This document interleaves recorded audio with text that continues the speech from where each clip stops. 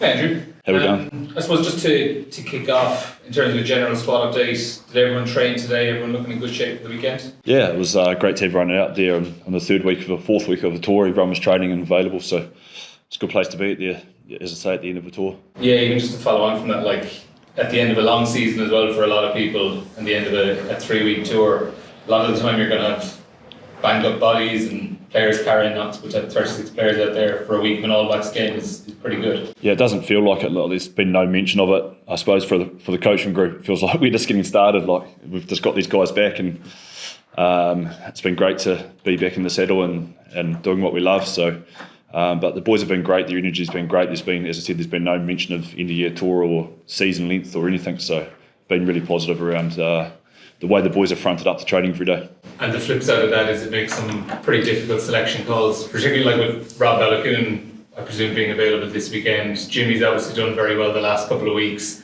What are the things you have to consider when you're kind of picking that wing spot, and also the impact it might have on a bench then as well? What are the bits you have to work through? Oh, well, form obviously comes into it, and there's been some guys here, like you say, Jimmy. I think it was a much improved performance from him from Australia to Japan.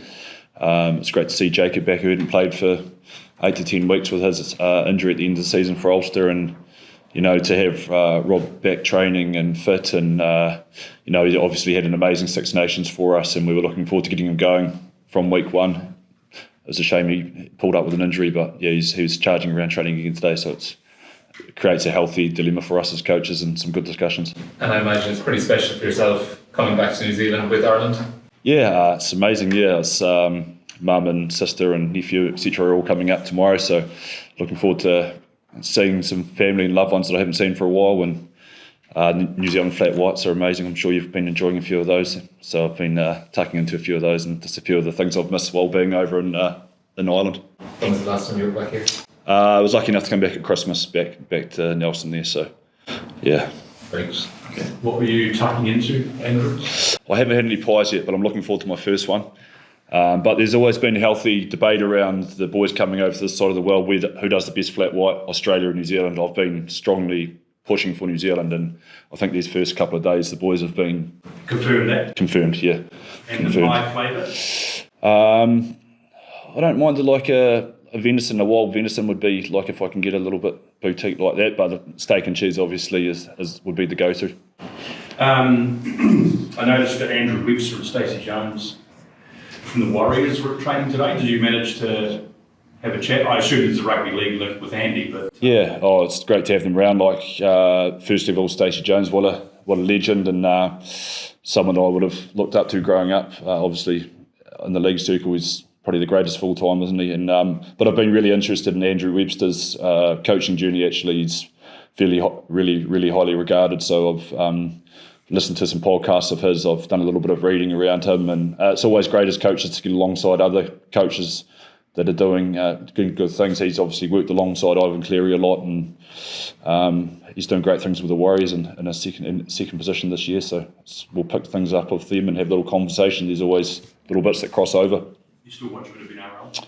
Yeah, we love the NRL. Yeah, still watch a bit. We managed to get to a Manly game when we were over there in Sydney, and that was my childhood club growing up because of the Kiwi links, the Iro brothers and etc. So it was cool to be along there. Sorry, I'd just like to get around a few people for the live section. Sorry, Peter, and we'll go back here. Hi Andrew, I believe it's a sell-out at Eden Park on Saturday. Do you guys take it as a compliment that the All Blacks have chosen Ireland for the Eden Park game? It's special. We need time to play New Zealand and to play them at Eden Park. We know the history of the stadium, and it's probably the home of New Zealand rugby. Really is for the New Zealand team. So we're really excited about being here and having the opportunity to go and put our best foot forward and to go and put a performance out there that we're going to be really proud of. Do you think that the record the All Blacks have, that you can turn that into a pressure on them rather than a comfort for them? Is that a psychological thing you've spoken about at all? To be honest, we've focused on our preparation every day. Like we've got a few things we need to work on ourselves from the first couple of games, and looking at the All Blacks around how we can stop the way they want to try and play the game. So it's been about preparation, the mentality building every day. I know there's a big narrative around the streak and etc. But for us, it's around day to day and preparation and making we get to a place where we can go and put our game on New Zealand at Eden Park. Just last questions in the live section. Hey Mike, what have you made so far? Obviously, very early in the Dave Reddy era of the All Blacks. What have you made of the first 2 games that you've seen from them, especially obviously yourself as a backs coach and seeing what Mike Blair's doing at the moment?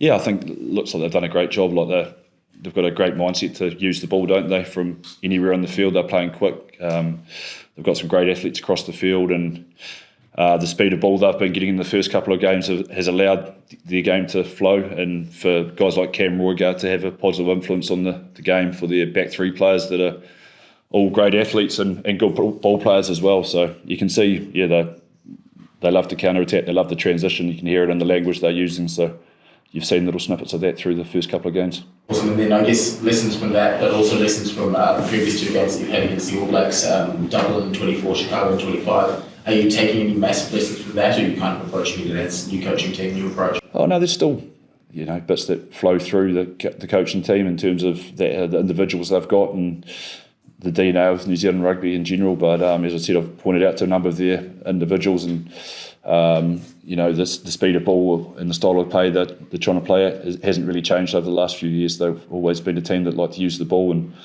so defensively for us this weekend, it's going to be something that we have to be right on. We have to get time and tackle. We have to take away opportunities for Roygaard to play at the tempo that he wants to play at.